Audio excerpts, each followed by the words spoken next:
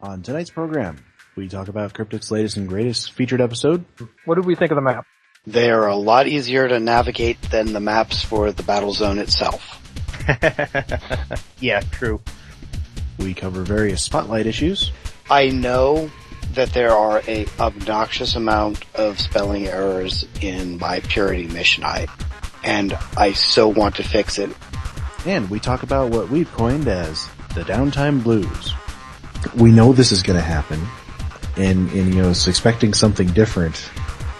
I don't know, is what is the old joke of, that's the sign of insanity. Coming up next on the Foundry Roundtable. Hello and welcome to the 40th episode of the Foundry Roundtable, the podcast exclusively stretching various topics to make them relevant to the Foundry for Star Trek Online. Or at least that's what we do during downtime. Anyway, I'm your Tape and Foundry author, Drogan1701. With me is a man whose accidental time travel mishap this week caused a snowstorm that is ruining Thanksgiving for half the country, Greendragoon. I did that with time travel? More Midas Array hijinks. I'm pretty sure the Midas Array doesn't do any time travel. Yet. And we have a man who made the FBI's most wanted list because he heads the Turkey Liberation Front, Hippiejohn. I love those things, man. Everyone should be eating tofurkeys tomorrow. Well, you're in luck because we have a gourmet tofurkey chef as our guest tonight. Actually, no, it's founder author Castmodean. I have no response to that. I can neither confirm nor deny this. Well, as you might have guessed by my intro, it's the night before Thanksgiving as we're recording this. I don't know, what do you guys have planned for the holiday? I get to work. Dead silence. Every Thanksgiving I get together with my best friend and we have Squidmas because neither of us have family here in this area, and Squidmas is going and getting squid for Thanksgiving and just having time to talk to each other. That's all. That's a nice tradition. My family is coming on the weekend. So they go up to see my brother. He lives about 200 miles away. And then on Thanksgiving, then they come see me on the weekend. So I don't get to have Thanksgiving till Friday. But that's okay. Why don't we do the news? And there's actually precious little news. Because, of course, there really hasn't been a whole lot of movement in bringing the Foundry back online. More missions have appeared. They did restart the republish. Yay! But I'm kind of wondering if it isn't stalled again. Don't know. It's really it's hard to say. Hard things to tell just because there's so many missions. Oh yeah, God, hundreds of thousands. We think. But there is a tidbit of news that's been going around on the forums. I should stress that we do not have any dev comment on this yet. But possibly the way Foundry drops and possibly the whole game have been changed. The current theory is that you now only get XP and loot drops if you do 51% of the damage to an enemy mob. Yeah, and I'm going to put the double disclaimer on this one and say, this is all pure speculation at this point. Safe theory. Yeah. This is, this is, if I'm right, this is some people who enjoy using the Foundry for missions that farm them a great deal of energy credits and experience and skill and extra, and they're completely theorizing why they're not making as much ill-gotten filthy loot as they normally get, and so I don't care. They're theorizing, and nothing that they're saying actually has any kind of confirmation or reason that really, it's because the drops I got today didn't add up to as much as the drops I got yesterday, and come on, So, yeah. I'm going to also point out that this is not the first time that this or a similar claim has been waged, and oftentimes the devs have just kind of come in and said, nope, we didn't change anything. So, Yeah, Well, this one, massive grain of salt. This one sounds a little bit more credible to me, though, because it sounds like a possible thing to have done to combat exploits. It does, and if it does turn out to be true, I will say kudos Cryptic, and exactly. If it is something that was done to combat exploits, I'm going to clap my hands because and that's say what they ought to be doing. Yeah, and I can think of a couple of certain grindy missions that will be hit by this. Mm-hmm. I'm at least willing to give it a little bit of credence just based on some of my sitting here killing dinosaurs that I've noticed. Like right now I am running around on the Dyson sphere keeping a point secure, and if there's been reinforcements brought in, I'm noticing I don't get drops as often when the reinforcements are firing on things. So it is possible that this 51% damage is a global change. Until we get more people saying, yeah, I've noticed it too. That's a theory, but it's... Yeah, who knows? It could have been some new tech that they specifically introduced because of the nature of the new battle zone. Or they could have just screwed something up and transposed a decimal point. Like that has never happened. Yeah. Like I said, massive grain of salt, though. Yeah, until more people say, yeah, I've noticed it too, it's all speculation. But, it's the Stowe forums. Speculation is what goes on there. And nothing else. So, maybe game-wide, who knows? The other piece of, we have some interesting things going on in the forums is, we had some conversations over Twitter and on the forums with, Tacofangs about, or Sumer Boy, whatever you want to call him, about how how assets get tagged into the Foundry and sort of the process for each type of asset. And let's see, let me go find that thread here. Because he definitely had some interesting things to say. No, it actually goes into a great deal of detail about different types of objects, what typically goes into adapting this, and he's actually been very forthcoming. Although I think Zero kind of went into this process a long time ago when she did an interview on Primetime. She did, but she didn't really go into the details of what it actually took to tag an item, and Tacofangs has been a lot more forthcoming in this is what we have to do, this is why we hate doing it. It is time consuming. Tacofangs is someone who can better go into the technicalities behind it than Zero could. Zero's gone through the process. I think at the time she was learning it, wasn't she? Yeah. She was doing very little directly, so yes. But in any case, here's what he had to say. He said, for maps, we have to save the map off to a new name, remove any mission-related stuff, anything that would break it in the Foundry, like moving doors. We know from one of his maps, in fact, that when they put a map into the Foundry, any moving doors that are baked into the map have to be locked open because otherwise they don't work. As well as Cougar Falcon birds. Yes. They should have they should have left that there. Thunder Cougar Falcon bird for Foundry. Back to this. Let's see. And they have to do various other cleanup steps to get it working for the Foundry. Then they have to add volumes for all the floors and walls in the map so that we can place objects on them. All of this takes quite a while per map, and they have to do it one map at a time. I think that's probably why the maps that we got added a while back were a lot of bridges, because I imagine if it's a very small map, it takes shorter time. Yeah, that's a fair amount of work. That's speculation. One map. Let's see, he says geometry, this is detailed objects, is done in batches. We dump a bunch of objects onto a test map and process them together.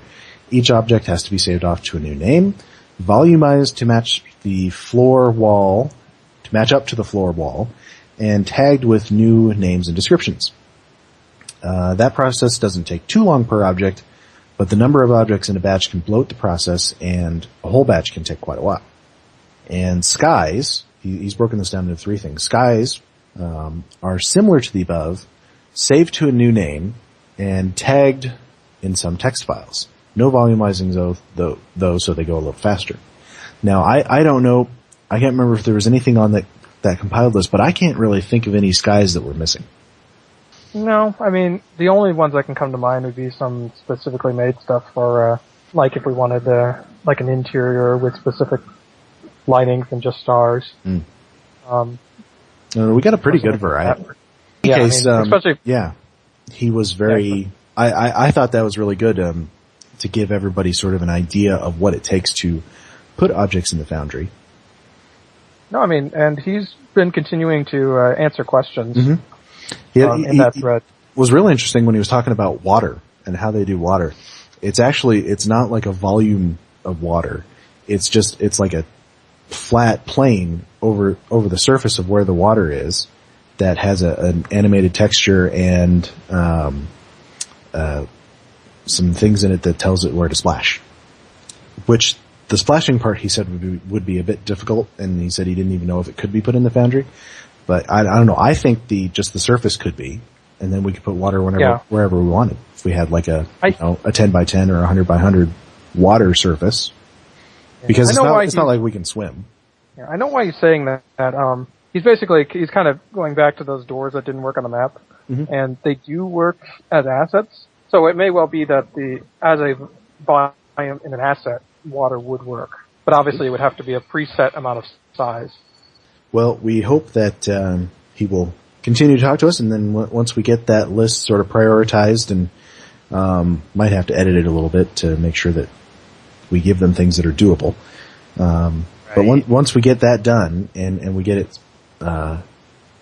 to his attention, he might be able to get it to whoever creates the scheduling.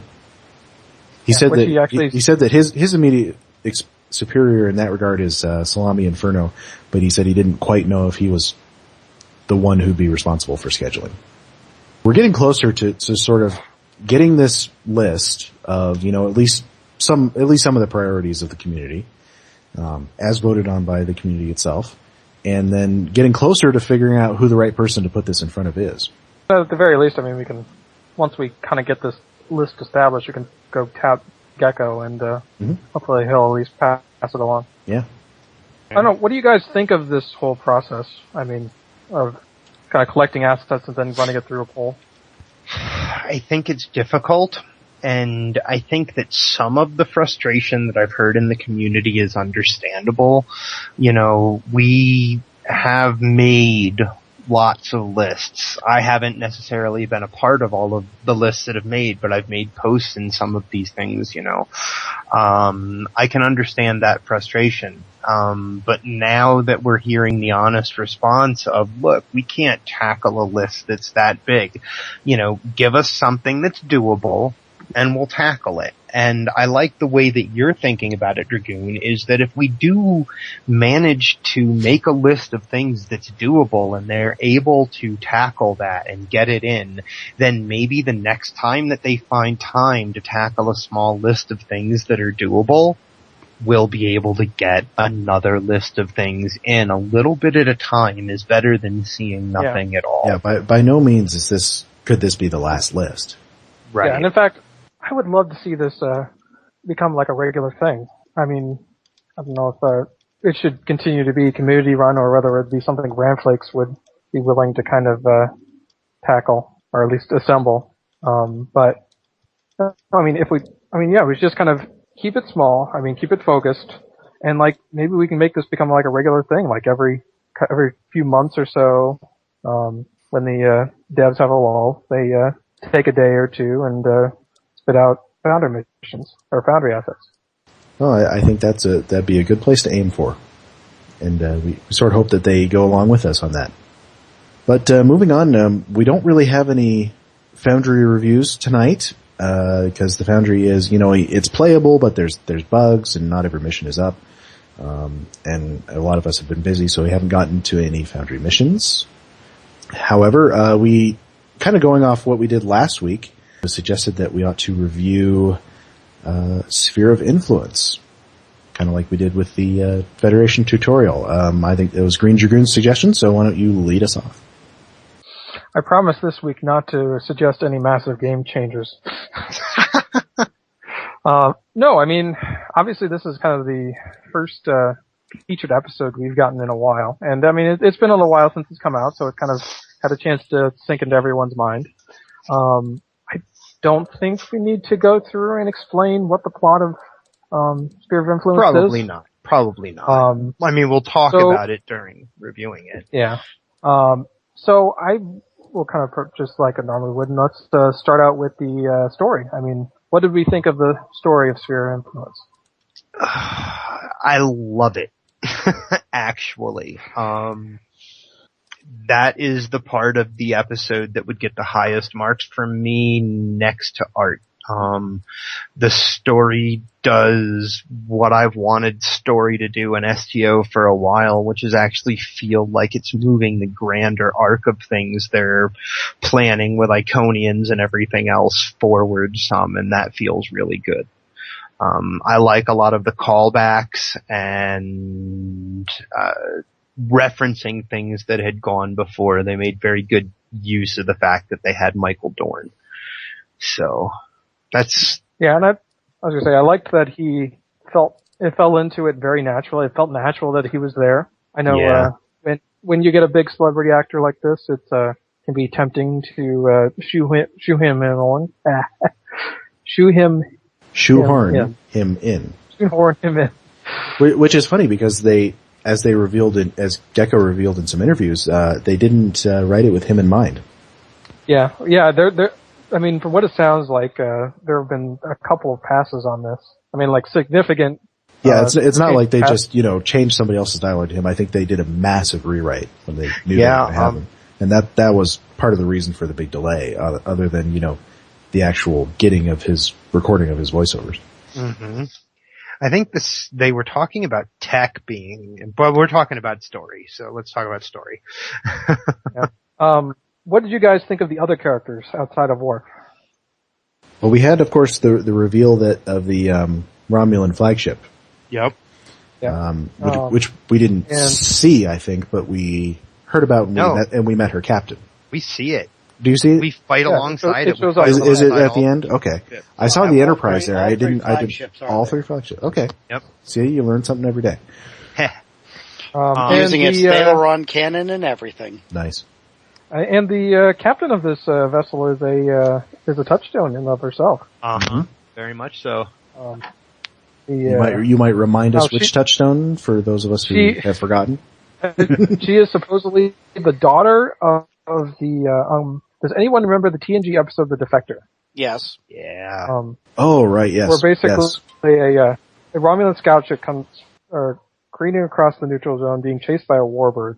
The Enterprise intercepts it, beams the Oculus board, who turns out to be this like high-ranking Romulan official who is trying to convince the Admiral Federation that an attack is imminent. Okay. And it ends up becoming that. You can spoil this because it's being from '89 or something like that. Yeah, it's like ages ago. Yeah. I give you permission. But I mean, it turns out that this is actually a Romulan plot, and this admiral was fed false intelligence, but in true Picard, Romulan tradition, it's a fake. Yeah. But Picard predicts it and has backup waiting. But in the end, he ends up basically committing suicide. And one of the points that it makes is when he's asked about why is he basically betraying the Romulan Empire, he says basically he's doing it for his family because he doesn't want to see his family grow up in a state of war. So, I mean, right there is a very nice touch on it. It's not a character that we saw, but... Because now we have met this family. So yes, she is basically the daughter of this honorable Romulan admiral. Yep. So, I mean, that in and of itself is a great touchstone. And then it's something that Cryptic has kind of been trying to do with all of these different characters, is try to work in touchstones to existing Romulan characters wherever possible. Mm-hmm. So, of course, I mean, we also kind of had Raquel Shawn again, coming back as the captain of the Enterprise, as well as what is the KDF flagship captain's name? I'm spacing on her name. Corin. Corin. That's right, Corin. The daughter of Grilka. Which is kind of nice, because we haven't seen much of her. We saw her in the Day of Honor. And, which when I heard that, actually, that she was the daughter of Grilka, I have to go back and redo some things in one of my missions. Because I had some people from the House of Grilka, so now I have to change that. Another great touchstone, in my opinion. I mean, it seems like Mikkel Shan is like the only newcomer to this that isn't specifically derived from a touchstone. So I guess my answer to what did I think of the characters, I think that Kestrel really likes Klingons. When I think about what happens to the characters in the episode and the way that they react to situations and such, I loved talking to them all in the room, and it really expands the story of the universe that's been created around all of these people. I love that, the fact that the devs have been trying to get a Nine Cat, whatever that internet thing is, into the game forever, apparently. Like, they've been wanting to make that joke forever, and they finally did it with this episode with the Pharassin that is along on the mission. Whatever his name is a joke about the whole cat internet thing. Yeah. But as far as the characters go, I think that this mission once again makes me feel like there is no reason for Valkel Shan to be the captain of the Enterprise. Once again, you, who are not piloting or captaining the flagship of the Federation, end up saving him, and he's following you, and it's hard, I guess, for them, outside of doing the stories that they do in the Star Trek magazine, to make anyone the star of a story. But at the same time, along the way, as you find clues and hints of things, it's like, blood, Klingon and Pharassin, Corin put up a fight. Well, apparently Sean didn't put up a fight. He just got taken. I think that was intentional, because, I mean, it goes back to the difference between, because we actually see Mikkel get kidnapped, and he does it defending an officer. He falls attempting to he's look out, get my officer out of the harm's way. Ensign look out is what he calls. Yeah, it's I think that more addresses kind of the variance in their attitude and the variance in the attitudes of the two factions. Whereas the Klingon is go down fighting, the Federation is defend the helpless. Yeah, I guess. Also, the impression is that Sean gets jumped first. Yeah. So anybody else should have been on the defensive for something coming after them, whereas he got sucker punched. Yeah. But I also, the other thing that I didn't like was, I guess it's, though the thing I do like about it is that it really reinforces the character that they've already established for him. I remember when he appeared in the 2800 in that first episode, whatever the name of it was. I don't even remember at this point. Second wave. Second wave, yeah. When, that whole, his whole attitude during the conference, I hope none of you get assimilated, but blah, blah, blah, we're the Federation, and I didn't like, there was something about it didn't translate well for me at first, and then I started realizing, wait, he is an Andorian, and they're making him a different Andorian type than we've seen before, a little bit, combining some of what we've seen. And then in this episode, I didn't like his response to the idea of the Iconian Gate being there, and his whole, we have to destroy it right away, but I guess it does reinforce that character that we've seen, that very, raw, I don't know. I'm not sure that I like him as the captain of the Enterprise after this episode. I don't know. I mean, he's not quite as abrasive as Sean from Enterprise, which I guess he's meant to be a descendant of him. But Shran was Enterprise. Shran. Shran, yeah. I don't think he's a descendant. Okay, never mind. I've anyway, never heard one way or the other. Shran was like very hostile and spent a lot of his time being very angry. So, I mean, by comparison, the Kelshawn is much more measured. Right. So, yeah, he's definitely still very, I mean, he's still very Andorian in that can be very abrasive, prefers a very direct route, and you don't, or prudence is a better part of valor. Like, you don't take, you have to earn an Andorian's trust. Right. So, I don't know. I mean, obviously, I think, especially in second wave, they were still figuring him out. So, I mean, he kind of has the downside of, they hadn't done any of the work yet or like any of the character development for the Enterprise F's crew at that time. And in fact, I mean, it's not till the end that we actually find out that he will be the captain of the Enterprise. So I think in that particular case, it's a case of they just hadn't fully fleshed him out yet. Could be. But I mean, I think you do kind of bring up a valid point, though, is that as of yet, we haven't really had a deep moment with the Kelshawn. Like something to really kind of speak to his deeper character. We've kind of only scratched the surface. I think the closest we got was in this episode where he looks at Worf and says, I wish we could have had that chat. Yeah. That's the closest we've gotten with the guy.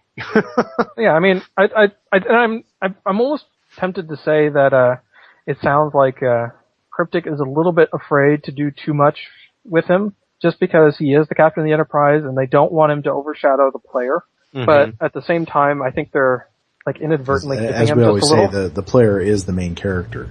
Yeah, right. But I mean, and Sean is not. But you have to assume that when you're off not doing things that he appears in, he's having other adventures. Right. Yeah. That's to the end. Yeah. I guess that's what I really want supposedly with him, the impression. What I really want with him is more one-on-one time with him, like to get to really know him. And honestly, Sphere of Influence was not the mission to do that. Sphere of Influence primarily was focused on Worf. It wasn't about him. Yeah. I will say this though, in the frequently asked questions for the Foundry end user license agreement, it does say that we are not prohibited from using Cryptic created characters in missions.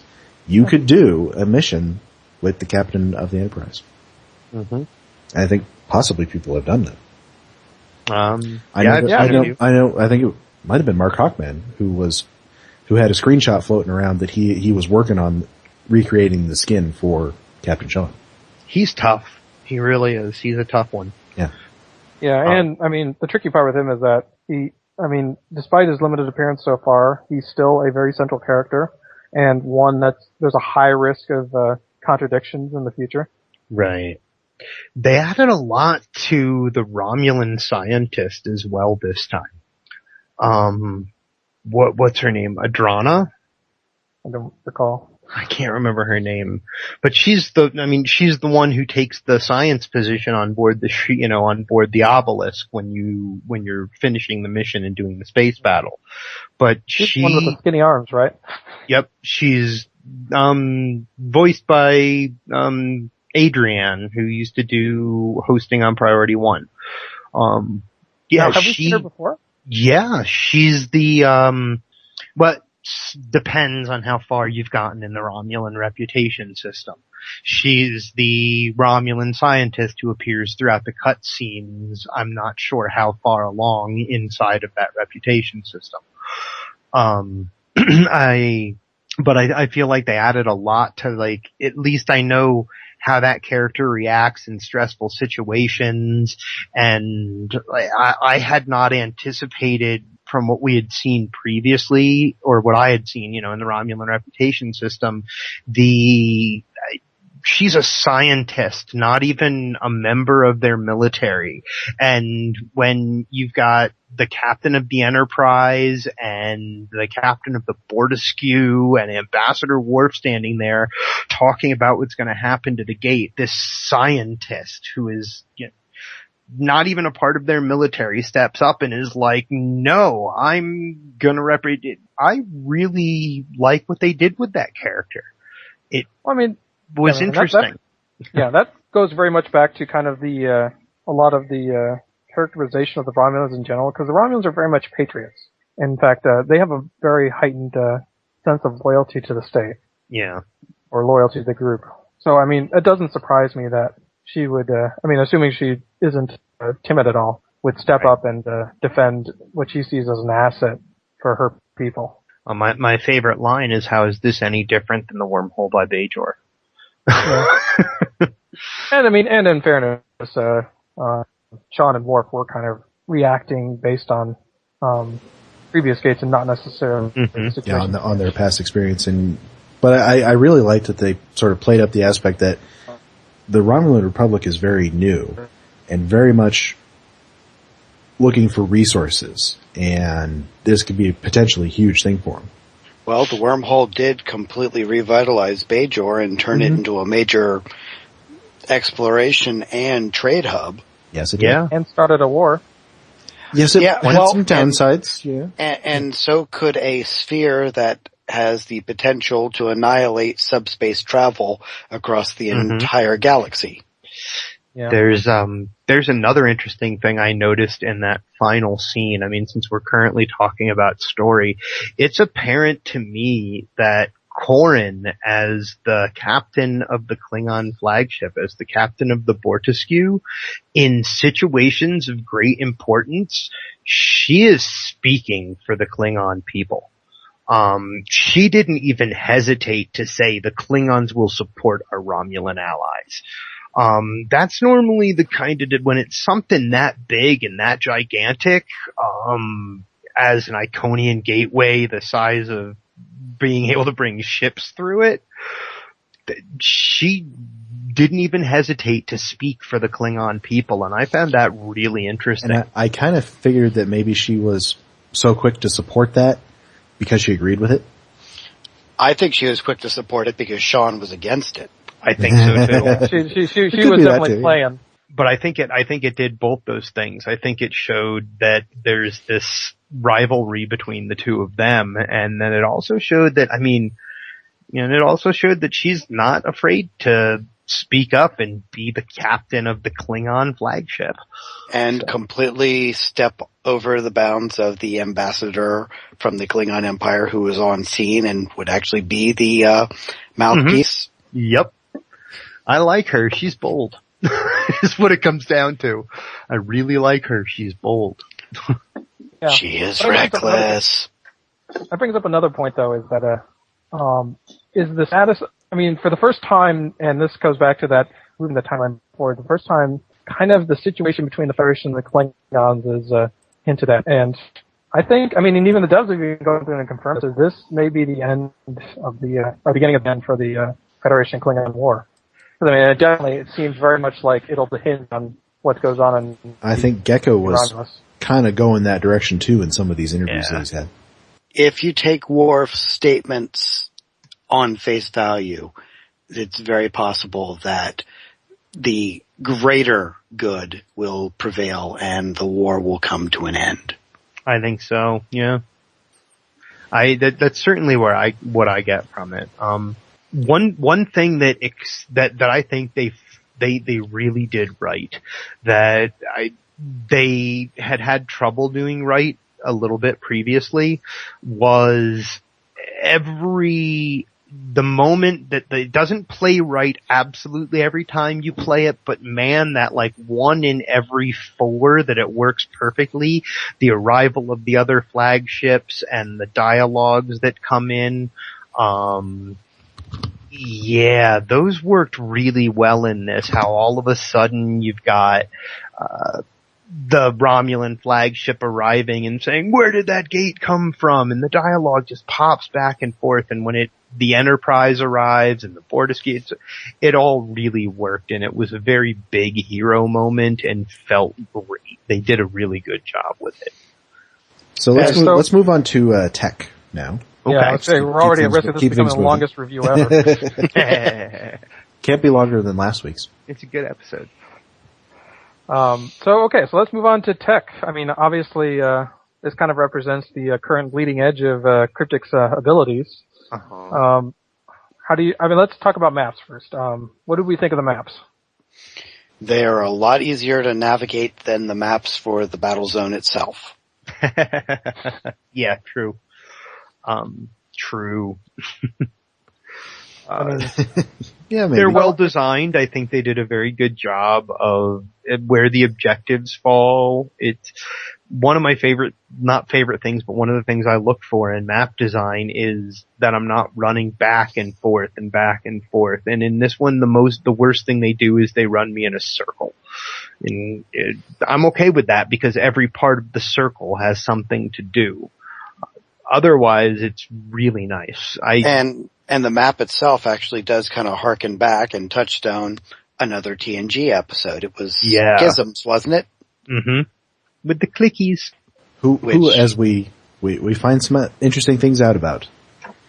Yeah, that goes back to plot, which is that harkens back to plot because the tech of this leads to all of those consoles that you discover as you're running across the. Tech for me bleeds into the art and the story here because it's the consoles that pop up when you get close to them that you have to interact with those before you can interact with either the blue passes that, open up the proper way to go through or the other colors. There's a lot of really interesting things happening. Yeah, I mean, I think that's really something that came out to me was that, it's like so much new stuff. I mean, I always kind of expected, especially in an MMO, a certain amount of reuse. Just to kind of keep things sane, but I mean, so much of this mission is like all new assets, all new hallway types, all new consoles. I mean, I don't even know how to describe the open area, but I mean, it's just like all of these dynamic sky file. I mean, just the area in general. I mean, it's like all new stuff. I mean, yeah, the closest I could get to figuring that out is that it's actually, how in the Foundry we have interior and exterior maps. I think that one's actually an exterior map with dynamic sky files that change depending on where you are and what things you activate. I don't know. I mean, I think the differentiation, especially on Cryptic's end, between ground and interior is really only for that there's a ground there. I mean, they can sure. I'm just putting it in Foundry terms. Right. Well, and realistically, it's just a differentiation between which skin you are. But I mean, obviously the big reveal was the changing sky file, which I'm pretty sure took everyone for a loop when it first happened. It blew me away. Yeah. And at first it blew me away from the tech sense of and the art sense of how beautiful it was both when it happened and how cool it looked and then the sense of how hard that had to be, and it was brand new. We had never seen anything like it. And then once you get to the second one, when Worf mentions, I caught it the second time through. I didn't catch it the first time through, but from a story sense, when Worf says, this is not a holodeck, this is a live image of my world, it clicked for me that we're in subspace.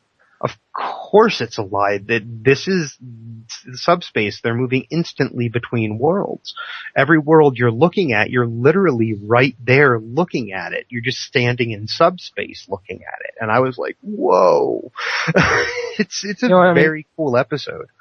I've talked oftentimes about the how in really good missions, the story and the tech and the combat will all be working in unison, and we'll all have the same crescendos and valleys, and there will be a very nice progression to everything that works together. I think this is one of those moments where everything just hit perfectly. Both the story, where you're realizing what's going on, the tech, where you're seeing what's going on. I mean, it's just one of those perfect moments where they get those two or more of those elements to just hit right at the same time and feel really natural in the process. They get a few of those perfect moments, but then there are also, what occurs to me afterwards is, after many playthroughs of it, cause I completely equipped one character and went back and played it enough times to get everything and enough of the going back through the replays to get the beam banks enough times. And what occurs to, or the beam arrays, what occurs to me is that there are some parts of it that are kind of lazy. Okay, how so? Can you expand upon it? Absolutely.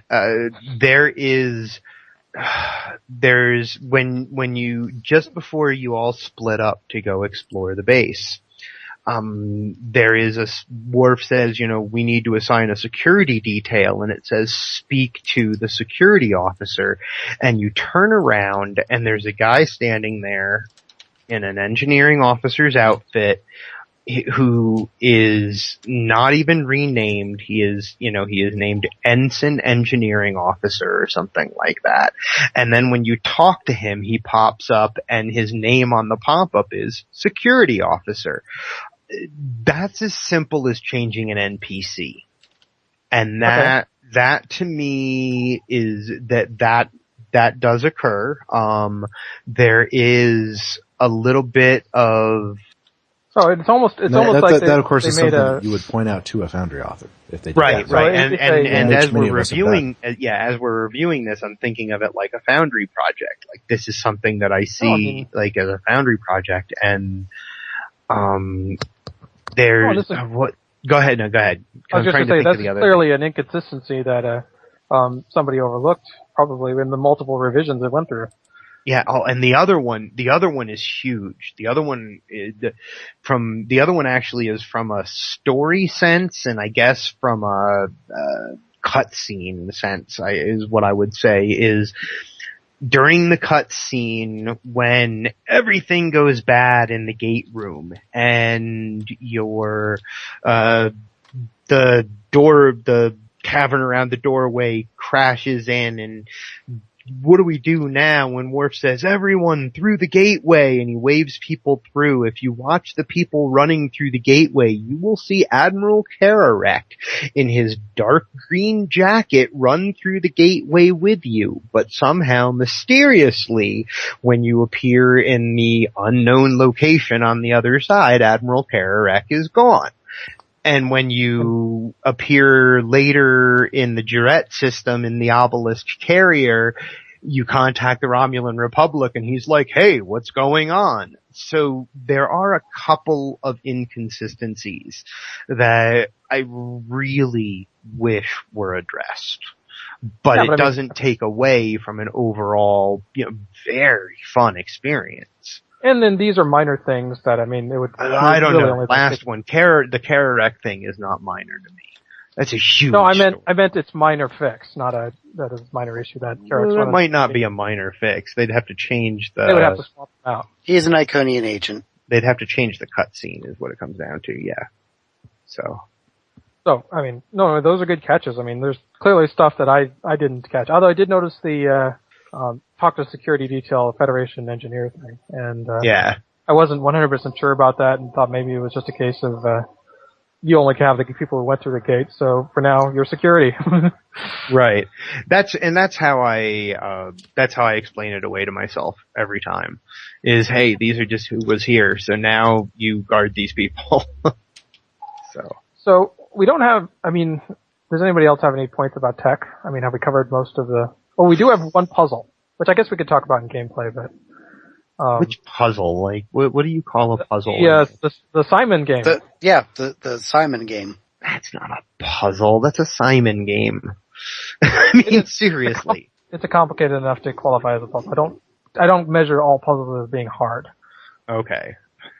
It's some different kind of gameplay interactive that, Right, so now we're talking about gameplay, which is part of tech, I guess. Well, that's good, because that's kind of where I wanted to go next. Yeah. Okay. I love that puzzle. I think they did it brilliantly. Because they addressed something that, but this is one of those instances where I think that whether the community knows it or not, they addressed one of those community concerns that people were having. When all of the changes to the console icons came out, people were like, oh, I'm colorblind. I can't. And understandably, if you're colorblind, those are difficult to tell. I would imagine they're very difficult to tell what's what. With this Simon game, they were different colors, they were different shapes, they were very easy to tell the difference between whether whether you could see their color or not. It was awesome. And I mean, Wow. it's also another instance of where they did something. Because I mean, you had these buttons that had like different symbols on them. They weren't like normal text buttons that we usually get. So I imagine it required some. I thought that was a nice touch. Yeah, I liked it. The thing for me with gameplay on this episode is that I didn't feel like there was enough of it. I felt like I was going from cutscene to cutscene. Definitely combat and that was kind of light. it. Yeah, I mean, the only combat there was, at least the ground combat was quite lacking. And not challenging at all. But I mean, I find that kind of funny because, I mean, I'm sure we as a community have often complained about it always being pew-pew. Yeah, it's true. And now we have But this sense I of think where it strayed too far to the one side of the balance on that. Now, the space combat part I really liked, especially because he had some new powers to work with. Mm-hmm. I thought that was very fun. Drogan, are you actually saying that story overwhelmed gameplay and Yes. that's a bad thing? In Yes. this case, yes. In this case, I agree with Drogan 100%. That sort of thing is a very, very much a case-by-case basis. You got to decide that. And I think in this case, they went far too much towards the story side of things and didn't have enough gameplay. And I'm not, it's not just combat. I really did feel like I was running from cutscene to cutscene. And that was all I was doing. So, I mean, I almost want to say, like, you touch on one of the key differences between a Star Trek show and a Star Trek game, is that as much as many people like to complain about how Stowe isn't like the shows and stuff like that, Stowe can't be like the shows. Not too much, at least. Because eventually it would become, the show is literally just a cutscene. Yeah, we want to be playing it, not watching it. Yeah, so, I mean... Yeah.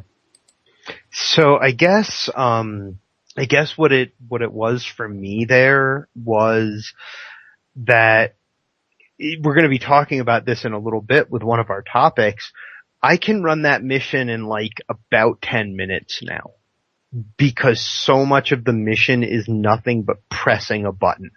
And the combat is, as you said, Drogan, so lacking. The thing I think they did really well with games. I will say I have not tried it on Advanced or Elite.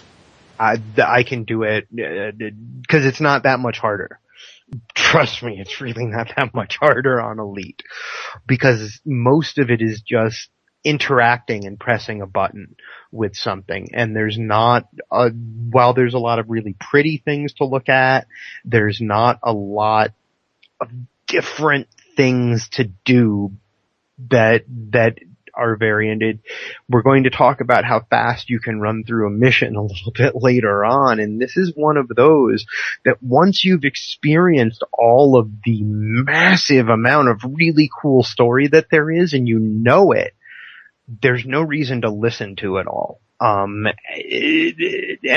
there's not much else to do besides listen to it and basically watch an episode of a program.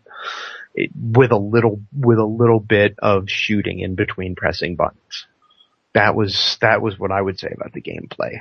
And that's the first time it. And that's where I feel like they succeeded more in this regard with Temporal Ambassador than they did here. Yep, same. I agree. There were more interesting things to do, figure out who you had to convince, and. So let's move on to the other kind of combat, and let's talk a little bit about space combat. I think they did a great job. Not that I thought that it was a lot of fun. Except for that stupid Romulan ship keeps blowing up, and I think there's an accolade to save it. Is that right?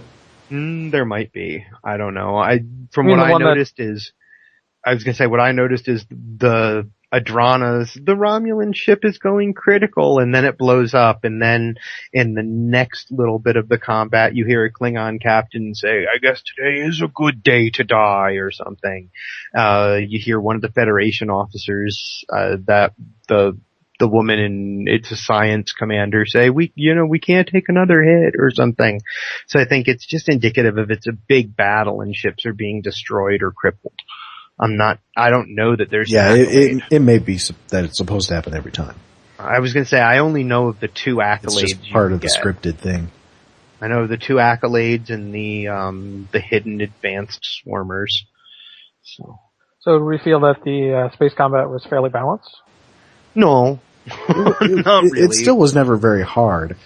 I never got that sense of I'm fighting for my life here. Yeah. Because, I don't consider space combat to be good unless I get down to like 25% hull sometime during the fight. Yeah, and they gave you some pretty heavy bridge officer powers. Yeah. Mm-hmm. Which were fun to play with. Which were very much fun. Really neat. I like that named characters have some cool powers, like Captain Sean has, evasive maneuvers pattern Sean 6 or whatever, that we heard him call out in that one episode of the 2800. That was, cool to see as a bridge officer power, and the Worf special powers were cool. Really cool. Like attack pattern Alpha and Beta all together.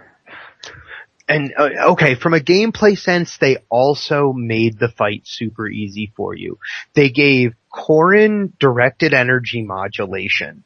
They gave Sean, what was it, beam array overload. They gave Worf the ability to turn any weapon into an area effect weapon, plus do some kind of huge buff to their damage.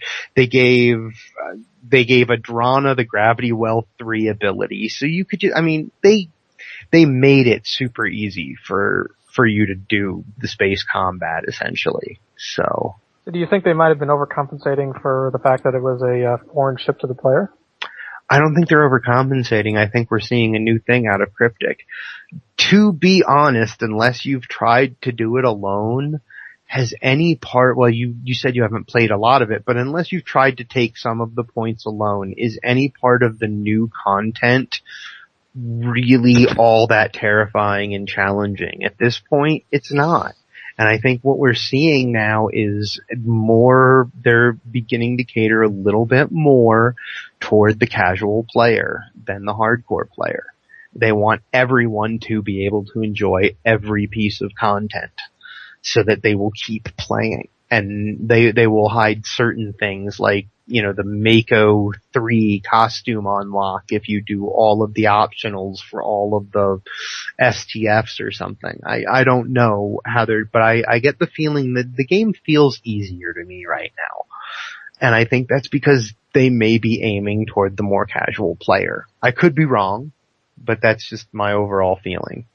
Well, I know that's something that just about every game company struggles with because, yeah, as you say, they want people to see their content. And, Yeah, especially free to play. The hardcore players are not the majority. No. And free to play games more so cater to casual players because they have to. Yeah. Their subscriptions weeded out casual players. Because, unless you were really dedicated to a game, you didn't pay $15 a month for a game. Even World of Warcraft did this as well, and they've remained a subscription game. Right. Back when I was still playing it, they made a move between expansion packs where a lot of the sort of skill level was taken out of dungeon running, and I was sort of disappointed by that because I had trained myself and I had trained several others in my guild at the time. How to do, at the time it was chain trapping that hunters used to do to, crowd control. And they just removed the need for crowd control. It was all AoE damage. You AoE'd every single thing you did. And killed it really easily. So, I don't think it's unique to free to play games. It might not be unique, but I think that a free to play game does, during the lifetime of the game, a free to play game draws in more casual players than it's going to draw in really hardcore gamers, and they want to make the game fun for everyone. I can understand that, certainly. So let's move into final thoughts. Overall summary of this mission. I really liked it, but I'm to the point where I played enough. I don't want to ever play it again. Because like you say, the replayability is, you got a little bit of it for sure, because it is a quality episode and because there are a few different things you can do, and the rewards are very good, but even that wears out after a while. So here's an interesting question, and what do you think to date Cryptic's? I'm going to limit this to story missions, no STF grinding or anything like that. Okay. what is Cryptic's most replayable story mission to date? Doomsday. Doomsday? One of the very first ones they made. I will play that mission again and again. I love it. And they remade it. Uh-huh. They remastered it. Jordan, do you have an answer? I'm trying to think. Come back to me. Cast? I'm also trying to think. I'm leaning Can't towards skip to anyone else. I'm leaning towards Doomsday, but I'm having to stop and remember and skip the entirety of the Romulan front. I'm gonna have to go with What Lies Beneath. Bonniekins? Yeah. It's just such an immersive episode for me that I have fun playing it. Bonniekins does rank up there too. Yeah, those are my top two actually. Doomsday and What Lies you know, Beneath. I certainly haven't minded replaying all these missions during the featured episode replay. What's awesome is it's like getting rewards for replaying story. Mm-hmm. Like story grinding. And some of their best stories that they've done are in these featured episodes. Okay, so, I mean, any other, Hippiejohn, what was your final thoughts for this, I would say that despite the fact that there are a few little real nitpicky things that I found, this is a great move forward in the story, but I really wish they had, after a lot of plays of the mission, I wish that they had somehow mixed up the gameplay and given me more to do than just press a button. But the expansion of the story and what they managed to fit in there really has me interested, and it's keeping me around. I liked it a lot as far as the story went. Cast? I'm sorry, yeah. What'd you think of the mission? I overall liked it. I would say that to Hippie that find a Star Trek episode that you don't have little nitpick problems with, and right. Yeah. But I'll say my biggest problem with it is just the fact that it's one story episode and it's played too quickly and it's gone. There's not enough.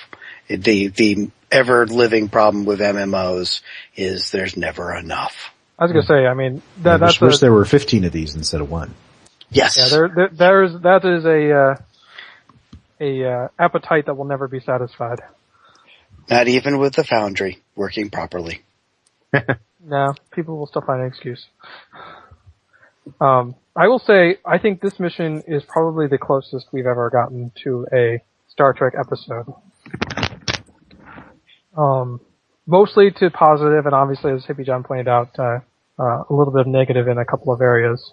But I mean, definitely the way things work, this definitely was very much about problem solving and dramatic reveal and people figuring out problems and whole lots of talking, which is very much a Star Trek episode.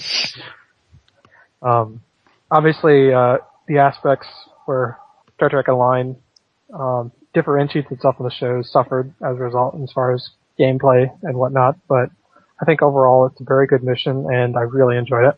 Well, it's probably a good illustration to all the people out there who say, I wish this was more like Star Trek. It's like, well, when they do, it's it kind of suffers a little bit. Yeah. Yeah, I mean, I know people love to poke at the tens of thousands of NPCs we've mowed down as Starfleet officers, but at the same time, I don't think everybody would like this game nearly as much if it was all non-combat. And, I mean, even in the past, Cryptic has tried to experiment with diplomacy with mixed results. With mixed results. But why don't we go ahead and move on to our tech topic? Okay. So this week I thought we would was kind of inspired by I think it was a thread with Stored Stars C, and he was trying to set up a situation and trying to make use of the warp in animation. And of course, you can't use the warp in animation very effectively because it loops and looks horrible. And so I was kind of showing up like the one situation where you can actually make use of the warp animation. But this got me to thinking about Animations in general, tips, tricks, how we use them, cool things we can do with them, things we can't do with them. Just kind of break it out into a smorgasbord of animation. Well, I can tell you a few little things that I've learned over the years is that A, you can't have NPC do animations on command. You can't time them. No. Another thing is that the animations that say holding shotgun or something like that, they don't actually hold a shotgun. They just act like they pantomime it, and there's no shotgun appears, which is annoying, but that's how it is. Silly. But animations can do a lot. Like, I had one of the endings of an episode of mine where a bunch of prisoners have been taken. So I have a bunch of guys, and in using animations, I have them sit on the ground with their hands tied behind their back, which is great. And I have a couple of people standing guard. So you can use them for things like that. You can use them to kind of denote an NPC that's important. He can wave at you. Like I'm looking at a vendor right now, and occasionally he waves at me. Yeah. You can do things like that. And I mean, you can do certain, you can mix things up, because I mean, especially the old Contact NPC had all of these different factor or situations and weights you could assign to things, so you could have them stop and say something and use a talking animation, or you could have them do an idle animation in amongst wandering and all this sort of stuff. You can still do that. You just got to set them to, what is it, Legacy NPC? Yeah. But I mean, I think there's lots of cool things. Obviously, some of the most common animations that people will use will be the typing animations. And there's like a dozen or so. Yeah. Different kinds of typing, and they usually vary from on a wall at waist height and kneeling down on the ground at something that's low. And you kind of have to play around with them, because some of them do different things. I know like some will be like typing and then sit there and ponder for a sec, and then go back to typing something, and so more relaxed. And there are other ones that will be more consistent typing. But I mean, there's things like tricorders, various animations of tricorders, pads, even one where they'll kind of pretend like they've pulled out the device and start tapping wildly on it. So I mean, one thing to be careful of though with tricorder animations is one of them is a Federation tricorder, one of them is a Klingon tricorder. I always mess that up. And it would be great if they were it would be great if they were labeled properly.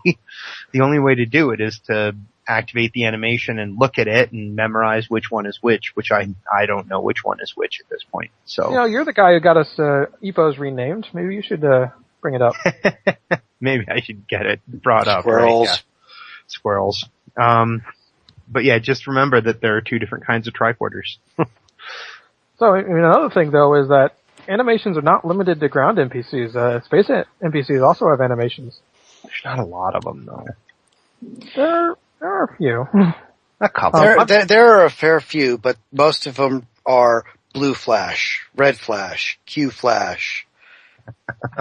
They're just little light effects, and you get the kind of small transporter that appears when you beam something up.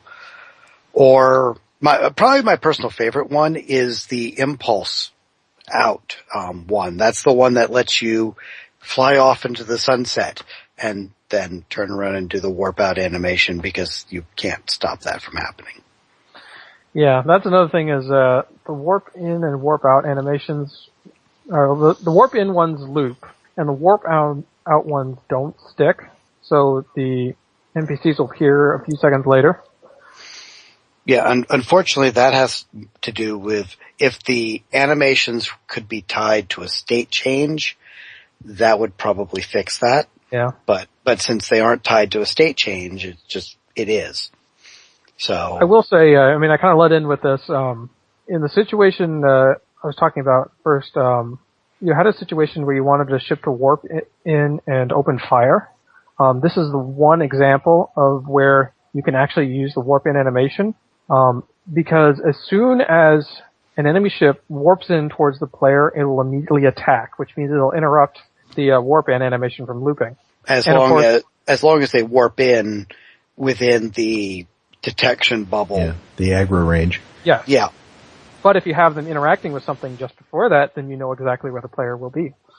Yeah, that was... Or if you have NPCs in their aggro range that they'll start fighting. Yeah, that was actually one of the problems I ran into when I was working on my Purity episode, was that opening bit where you're talking to the Allentown. Originally I had started it where it was just pop-up dialogues and the Allentown appeared on the map. But that didn't work because if you came in too close, because you don't come in at the same spot every time. It's kind of a judged area. Sometimes you'd come in too close and you'd instantly aggro. Sometimes you'd come in where you needed to. It was just too inconsistent. So I had to change that with NPCs and contacts, and it was an annoyance. I know in Midas I put reach markers in space on the projected path that the player would take going from point A to point B. And so what would happen is they would trigger one of these reach markers without seeing it, and an enemy ship would warp in and open fire. Oh, and I do have those too. If anybody ever bothered to wander outside of the cloud range, like I tell them not to, it drops in usually 2 squadrons right on top of them. Yeah. The one thing about this is that it only works in a situation where the ship, after they're done with combat, are destroyed. Otherwise, they will go right back to warping out repeatedly, or warping in repeatedly. So, I mean, it's a very limited set of use, but, I mean, it's a great effect when you pull it off. Should say we're actually talking about sort of 2 different things, which is one, using like interact objects to make the player's ship or person do an animation, or assigning animations to NPCs. And you get the same library of animations to work with, but you can do both of these things. Yeah, and I know a lot of authors will use the warp animations to fake a transition to warp for the warp tunnel effect with the star streaks. Absolutely. Whoever came up with that, and I have no idea who it was who first did that, is an absolute genius. Yeah, it definitely gets a lot of use. Are there any other cool tricks or things that you've done with animations? Well, you can use there's always the floating one, which you can suspend somebody in one of those, either like say the fish tank that has nobody in it, and they could be suspended as like they're floating in some sort of substance, or the captivity devices, you can have them floating inside of there. Kind of like if you wanted to create the Borg Frankenstein lab. Trying to think of other things that I've seen, and I know there's so many different things that I've seen. Oh, there's lots. My personal favorite, the just general floating weightless one, where you can simulate, oh look, that part of the ship decompressed and those people are dead. Yeah, I did that in part 2, although it's not particularly noticeable. You mean you will do that because it's not out? I did it for me. I will do it for you. That's what she said. Anyway, moving on. Well, let's see. We got some other topics to get to, so I think we'll go ahead and stop it there. One of the things that obviously is a big deal right now, happens every 6 months or so, is something I just coined tonight as Downtime Blues, which is right about the 2-week mark since the Foundry's been down. That's, going through the usual process where people start getting really discouraged. And I don't know how to really combat that myself, because I don't. I sort of just go do other things while the Foundry's down, and I just sort of, it's like, we know this is gonna happen, and it's expecting something different, I don't know, is what is the old joke of, that's the sign of insanity. Doing the same thing and expecting something different. Yeah. I almost want to say it's like a form of cabin fever. Maybe. That might be part of it. And I think compounding on it is some frustrations with some other parts of the experience of being a Foundry author, which is not getting the development you want. The specific one I've heard is, obviously we have an issue right now with the mission menu only showing 50 results, and no option to go to the next 50 and the next 50 after that.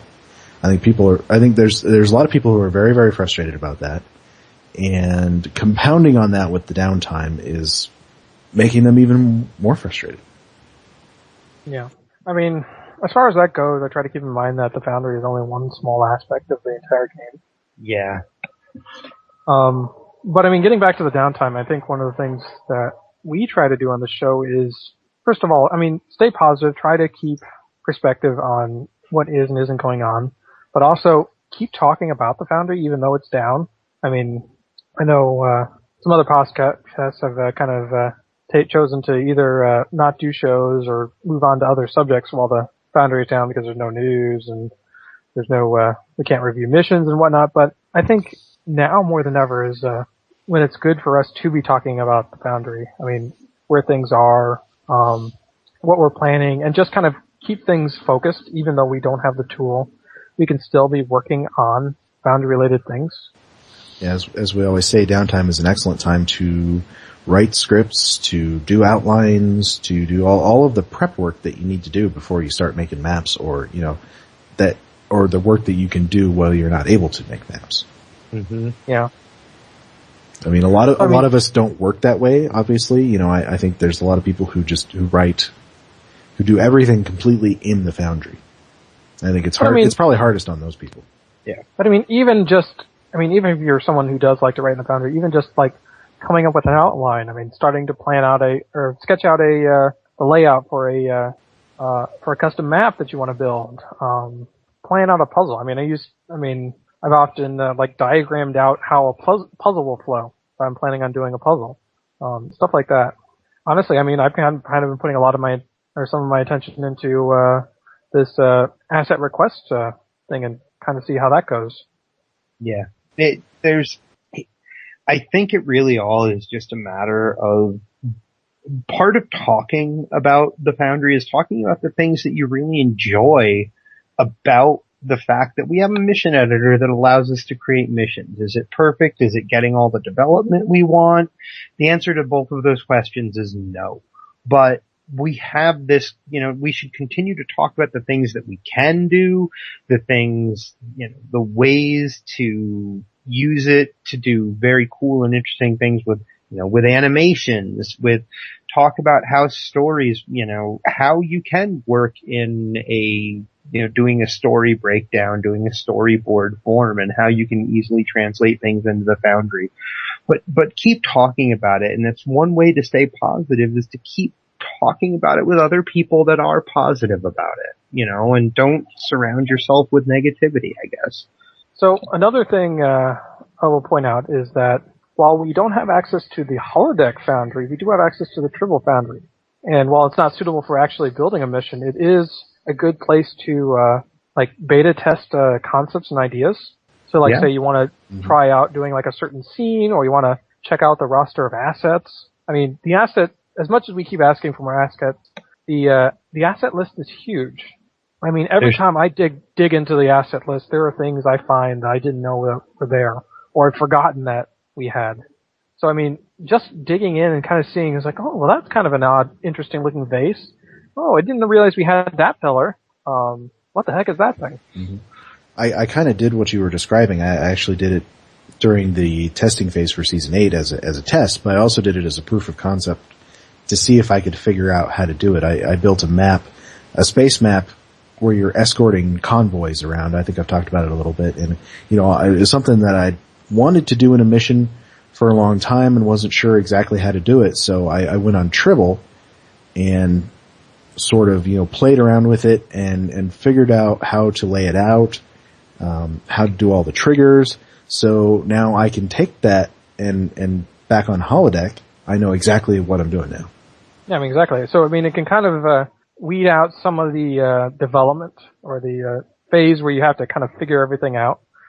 You'll be hard-pressed to find testers, though. Yeah, but at that point... None of you people, except for Cast here even, load up Tribble. Yeah, and they still, to my knowledge, haven't fixed the issue that's with map assets and that big white nothing. There's nothing worse than the nothing. I'm pretty sure if I'm thinking of the right one, I think they fixed that. Well, okay, I don't think I've actually gone in the last patch just to double check, but the last time I went in 2 patches ago, the nothing was still there. Strange.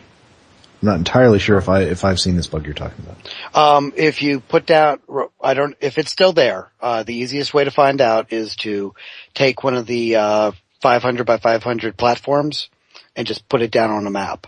If it's still there, it'll just be a great big white void instead of giving you the texture color of the object. And it's more than just that particular one. It's a number of other objects that just don't have the shading there at all, and it becomes more and more interesting the more and more objects like that you add. I bet. So is it a problem that certain objects don't have textures, or is it a problem that... It's like it's not, if you think of it in terms of a thumbnail versus the real image, it's like it's not pulling the thumbnail to put on the map. The object has all of its textures and stuff when you go into preview and publish. Okay, It's just strictly in the map editor itself. It doesn't have the texture. I should probably put that clarification. Is this related to that bug that we've had for a while that doesn't clear things out of the little thumbnail preview properly, and so you get like stacking objects? I don't think so, because I mean, literally, like I said, if you take the platform and put it on the map, it is a 500 by 500 white thing. I mean, depending on which one you put, it'll be black, granite, or sandstone on the map when you load into it. But just in the editor itself, it is nothing. And this is on the map itself, not in the thumbnail. This is strictly in the map editor when you, I point at the platform, but it's been more objects than just the platforms. It's like, it's possible that it's related to some of the material and palette changes they've made. Because we know they've made palette changes. I mean, if anybody's played around with the Wrath of Khan uniform alone, you can definitely see that they've been playing around with color palettes. I mean, yeah, it's possible that, I don't know. I have no idea. If it's still there when the editor comes back up on holodeck, you should probably get a thread going on that, make sure it's properly logged. No, I have no faith. Well, I have faith that it will be logged. I have faith that it will not be fixed right away either. Right away, nothing's ever fixed right away. But I will say they did fix a number of bugs on Tribble in the Foundry before Season 8 went live. Ones that I reported, ones that possibly you reported. Or was it PAX who was doing that as well?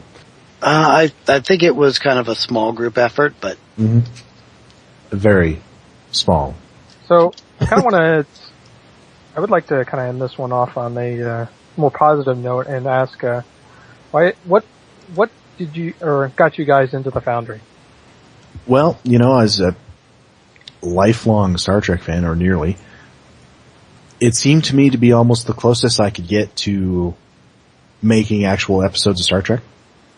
Because I sort of resigned myself, I will probably never be in the movie industry or the TV industry, so this is as close as I can get, and it's fun. I like doing it. And you're probably better off.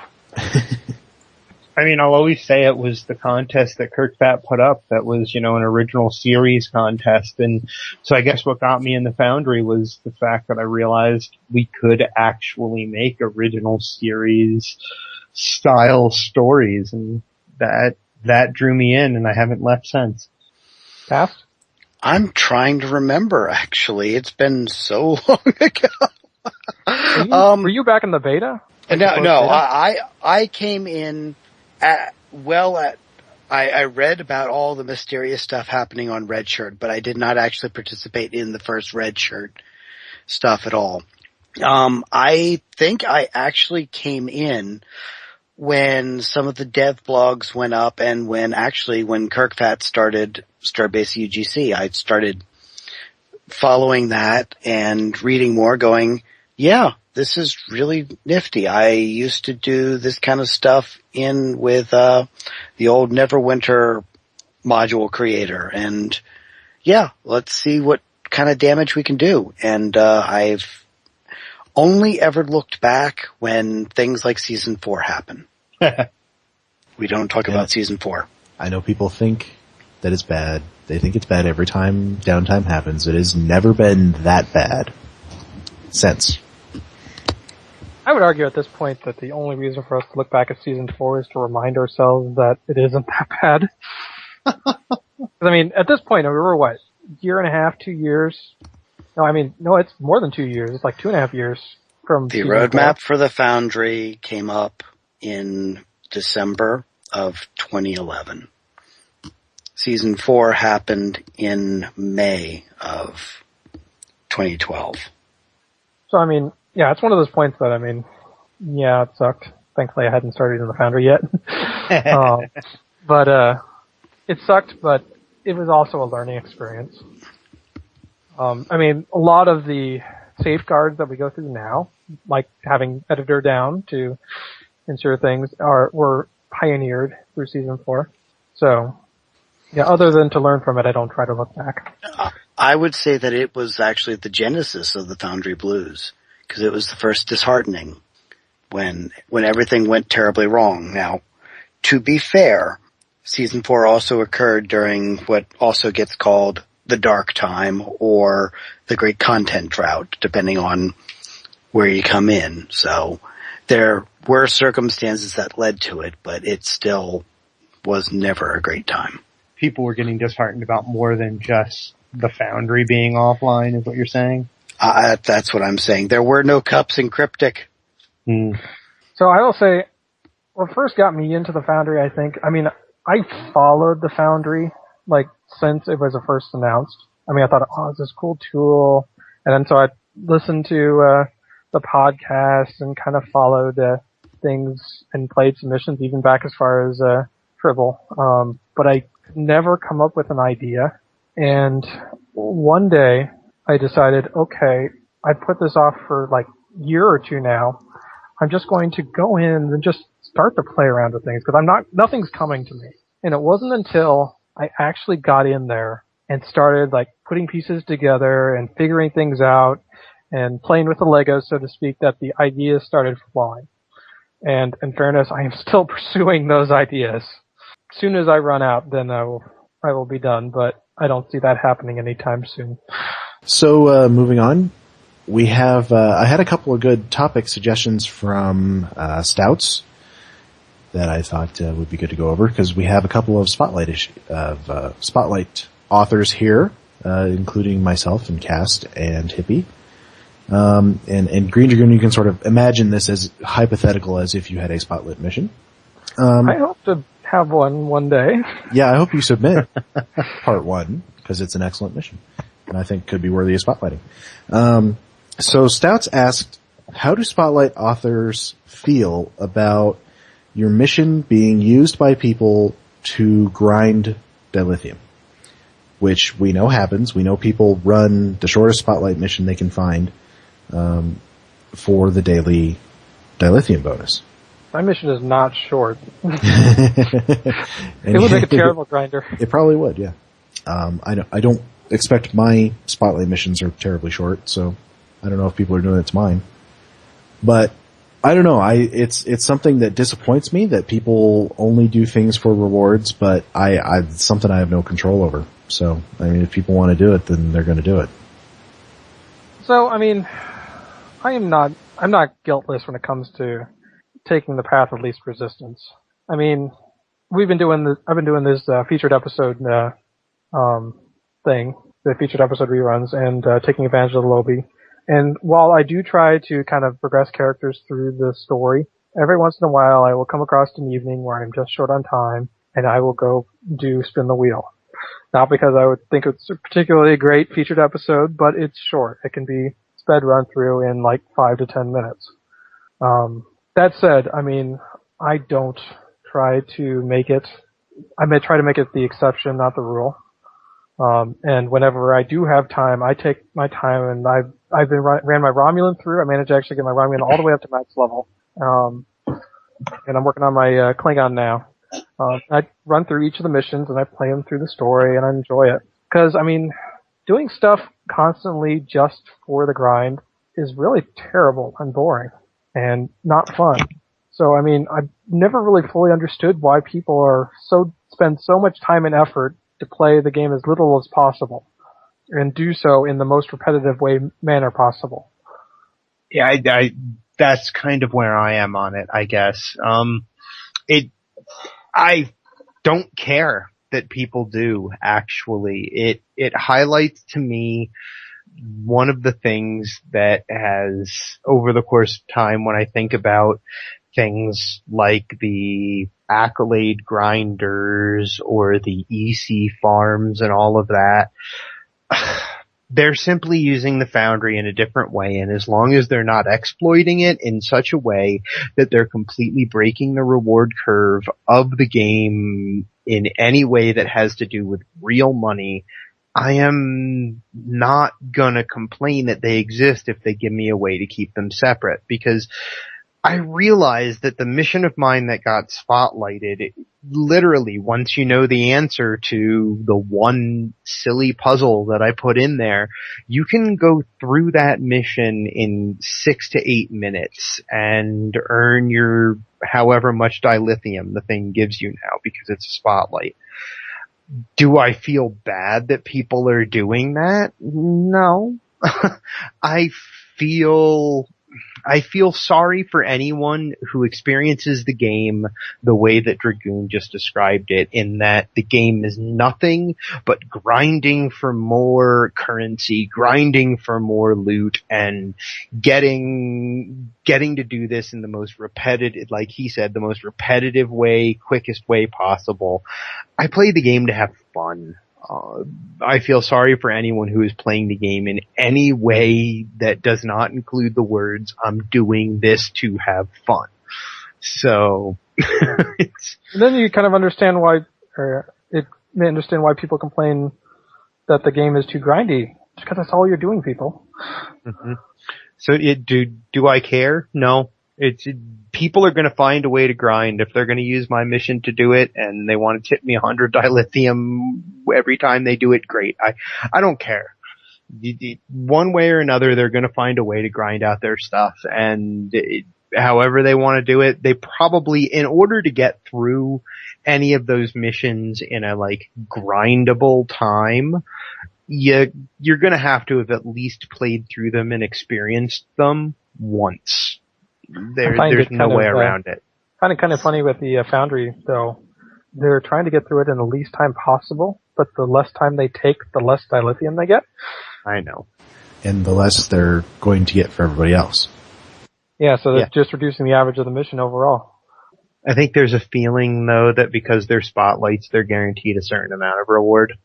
Yeah, there's the base amount, and then there's the bonus. I don't think the bonus is affected by time. Nope. Yeah, no, the bonus is a flat amount, and then what you affect the curve of the standard reward. So, I mean, you will always get that 1440 that one time playing a spotlight. It's just the other number that'll fluctuate. Still, I mean, they're cutting into their profits. It's not like they can run the mission again several times to get that bonus. Well, sure. Anyways. And that's why there's the shadow economy of the missions that you used to click a console, go away for an hour, and come back and click the console again.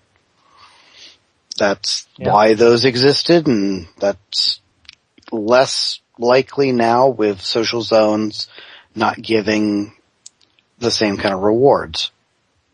Now, I generally don't think about people running either of my missions just solely for the outcome. In fact, that gets off that whole thing about us calling Purity a feature episode versus just calling it a Foundry Spotlight.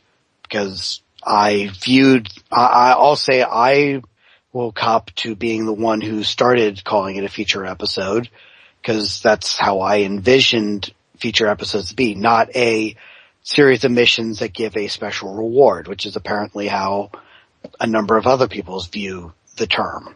So it's never been one that I keep in my mind. I play Foundry missions because I want to enjoy playing something. I will run through a mission fast if I have to, just because I have to buy some console that requires dilithium that I have to refine.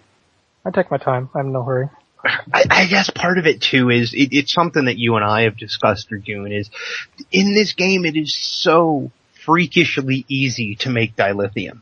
There's no reason to grind a Foundry mission in order to make your dilithium in a day. Literally, it is freakishly easy to get the dilithium daily cap in this game. Am I right that with the Dyson Sphere it just become even easier? It's become even easier. When you can get 3,000 dilithium just from turning in one mission in the battle zone. I mean, exactly. That's almost half of it right there, and that's what? Half an hour of shooting dinosaurs and getting other dilithium and... Right, they've made that Cryptic has now made missions that are breaking their mentioned reward curve of, a certain amount of dilithium for a certain amount of time played. I know there's at least one DOF mission that gives 500 dilithium. Yeah. Because one DOF mission gives 2,000. So yeah, it comes down to, I have no idea why people this is just grind. This is just a DOF mission that shows up in the, I assume it's all over the sphere and not just in the joint area, but this is without even having to have a prerequisite of getting contraband. It's just 500, you crit it, 1,500. Yeah, there's a lot of really nice missions in there.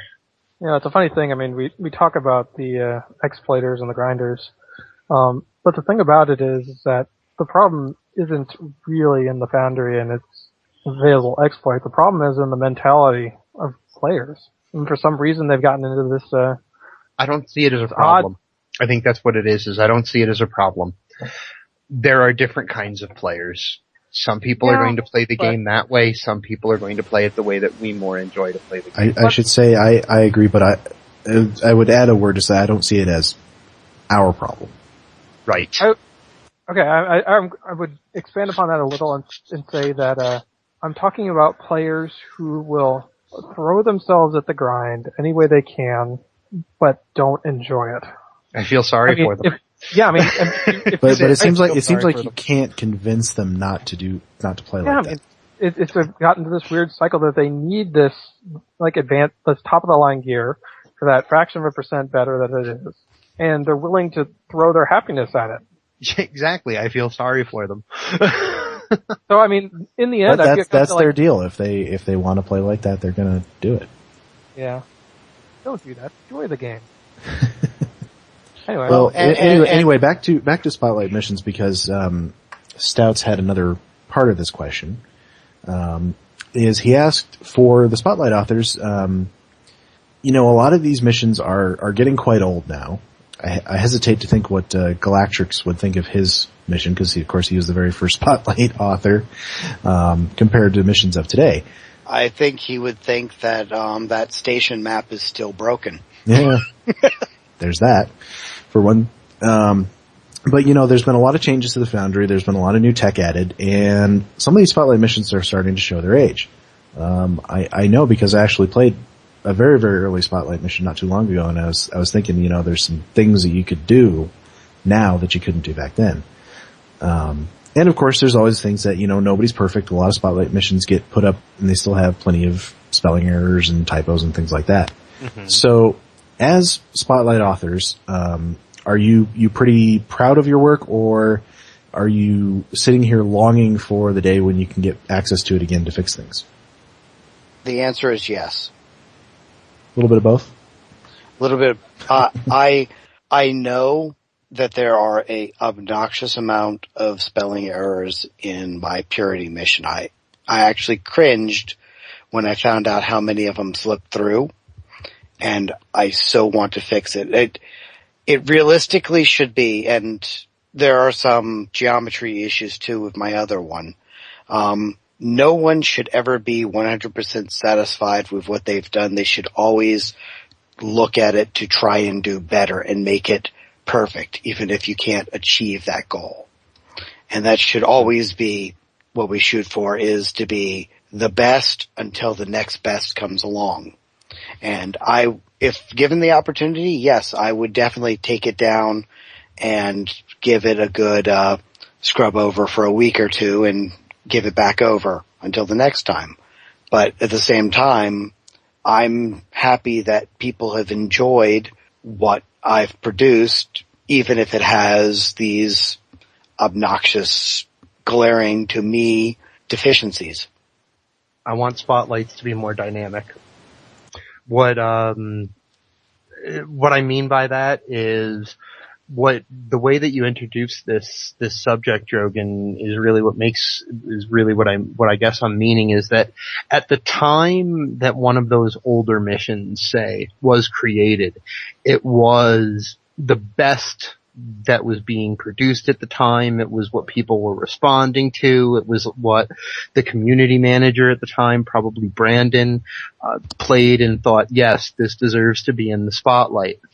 But what I would love to see is, I mean, he already does it by, announcing the spotlight every week as it comes up and things like that.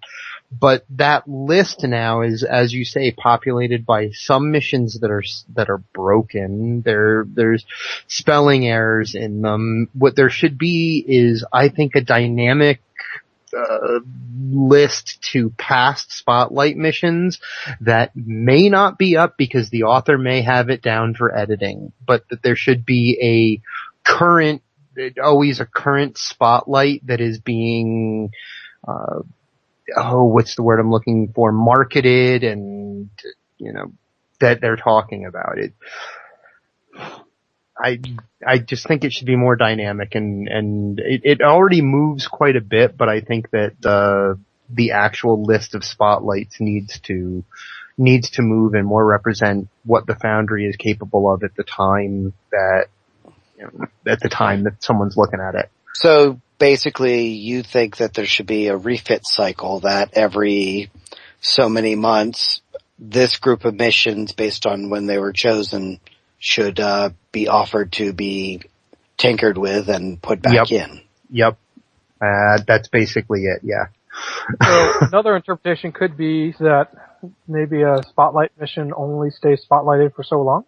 That would be one answer, but I think it's more along what I'm getting at is more along the lines of what Cast is saying, is that they should still be spotlighted, but after a certain point of time, when they've been out for a year or when they've been out for however long, they should be part of a spotlight list that is, these are past spotlights from 2011. These are past spotlights from 2012. And the list is only going to show the ones that are up currently, but put all the ones that are in those lists available for author. If the author is still around and still goes into that list, they can remaster their mission and resubmit it. If they don't, it just stays on that list of past spotlights.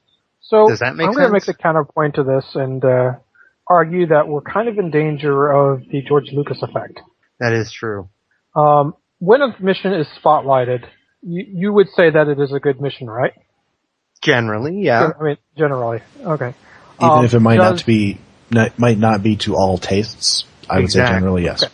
Yeah. The point I'm making is, does age make it not a good mission? No, but when I watch Star Wars, I watch it as a movie that came out in 1977 and think of it as a good movie for 1977. So I would like to see the spotlights organized in such a way that I know that the spotlights that were made here were the ones that were made with a Foundry that, I don't know how to describe what I'm getting at. Is it doesn't make them not a bad mission, and I don't even necessarily need them remastered, but I want to look at them and say this spotlight was made some time ago, and so that I'm not looking for that newest tech, or I'm not looking for the newest trick or whatever. Does that make sense? Well, and to be honest, using your Star Wars analogy, that doesn't always mean that an old mission, even if it doesn't use the new tricks, is necessarily going to be a bad thing. Let's look at honestly, A New Hope versus Phantom Menace. I look Which at is New a Hope better and movie. say that's a pretty good. I look at the original, very first Star Wars, A New Hope, and say that's a pretty good Yeah. movie for today. But that's me Yeah, personally, and I don't think everybody. In fact, I know people who disagree with that. I know people who, as strange as it may sound, like the prequels more. Wow. I know it's So, crazy, but they're out there. I mean, what is it? Captain Revo has a mission, Worst of All Worlds, which is, I think ended up becoming the first of his a whole series he did. And, I liked that mission. I still like that mission. That mission was up on Tribble and he ported it. If a mission is good for reasons, I mean, tech is kind of the most finicky of, categories because it is a constantly changing thing, but there are other aspects to a mission that make it good other than just tech. And honestly, I mean, I don't know that we've got any spotlight missions that got in because of their use of tech. I don't think there's any. Or got in solely because of the use of tech. I suppose you'd have to ask Brandon. I mean, most of the missions are in there because they have a decent story to them. They're kind of fun to play. I mean, that sort of thing. This may be a case of we just don't want to let our things go. Oh, that is a very natural state.